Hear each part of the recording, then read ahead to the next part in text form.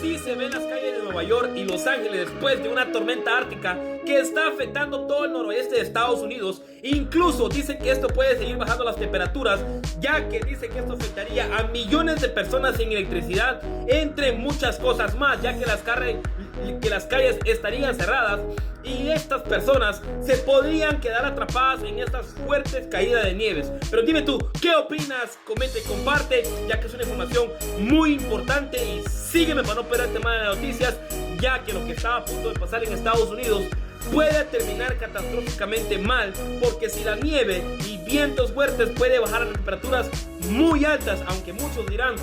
son temperaturas normales, pero muchas personas y científicos dicen que este año es posible que sea peor que los otros años pasados, ya que dice que esta es una tormenta ártica de nieve que podría afectar la salud de muchas personas, animales, entre muchas cosas.